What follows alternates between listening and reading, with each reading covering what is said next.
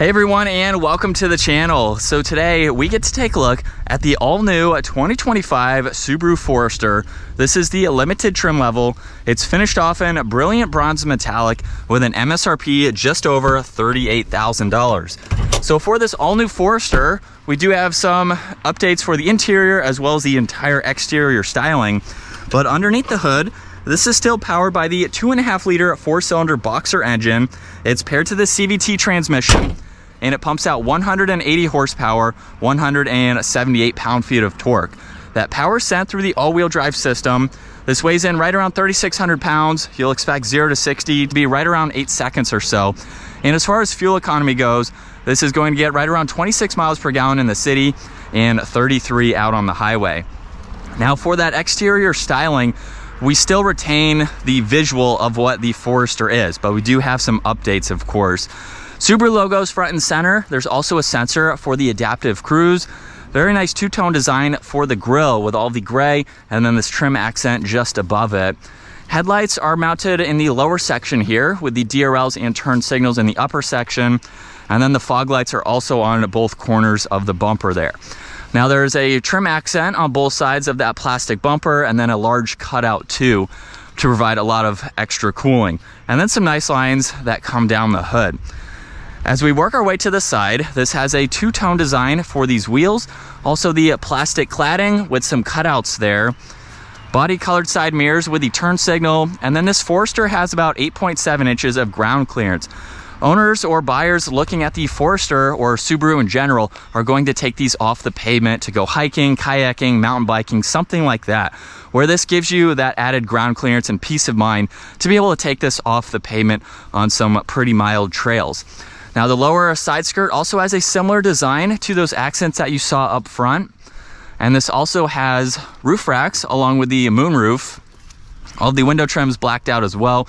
And then very nice angular lines just above the fender arches, front and rear.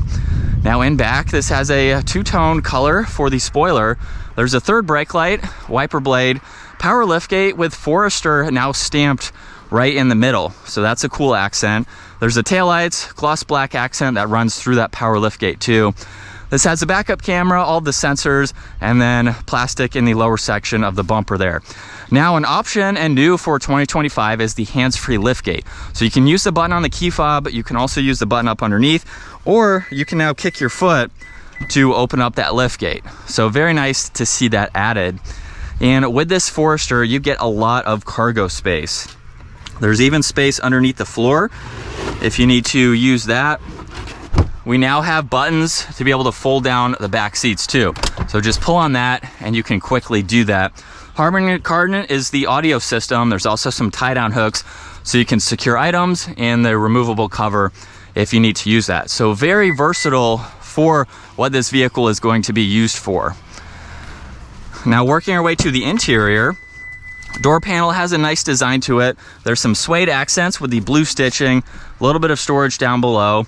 And then as you can tell, you do have to have the seat moved a little bit farther forwards in order to fold that completely flat, but it's just as easy to put back up there. And at 5'10", I have plenty of space. Storage pockets are up front. You have auxiliaries, some air vents there. I have about a ½ inch or so of headroom, so it's pretty comfortable to sit upright. And then there's the armrest with 2 cup holders. So it's a nice place to be. We have the leather seats with the blue stitching there to give it a great look. And then up front, door panel is just like the rear. However, there's your window, side mirror adjustments, lock and unlock, and your release handle up there. And then the front seats are power operated. Same design as the rear. Now, being more of an SUV, more on a car platform, it's not all that hard to get into. And we can start this back up, where we have a nice steering wheel with the notches on both sides there. Even though it's a CVT, there are paddle shifters. Now on the left side, there's tuning along with Bluetooth voice commands. You have volume, and then you have the arrow to go up and down for the info right in the middle there. So you do have some vitals that you can scroll through. And then there's the tach engine temperature on the left side, right side miles per hour, and the fuel gauge. You also have 2 different driving modes. You have I and S. So basically individual and the sport mode there if you need a little bit more throttle response. There's the heated steering wheel, and then cruise, adaptive cruise, distance pacing, and your steering assist. There's also dimmer switches, your liftgate release, you have the sensor for the hands-free you can turn on and off. And then with the vertical screen, you have quite a lot to go through. All of these icons here are laid out well, and you have quite a lot that you can go through as needed. The upper section is another section that you can go through, and you can click on any of those to bring them up in full screen in the lower section, and then just home to go back here. You have some other vitals up top. There's also power and volume and tuning, and then you have temperature for driver and passenger. The entire lower section is fixed compared to the middle here, so all of this is going to be always available no matter what you are on up top. And you have some other settings you can go through to set this up the way that you would like to. You have your auto hold, phone, driver profiles, and then all of your climates laid out very nicely. Now this does have wireless charging. There's some auxiliaries too. And then in reverse, get the backup camera with those guidelines, and then of course you can shift using the paddle shifters as needed. There's your e-brake, 2 cup holders, and a 12 volt. A little bit of space in the armrest as well as in the glove box. And then there's your rear view mirror, dome lights, controls for that sunroof. There's also a sunglass holder as well. And then here's a look at visibility from the driver's seat. It's pretty easy to see over both shoulders. And from second gear, here we go.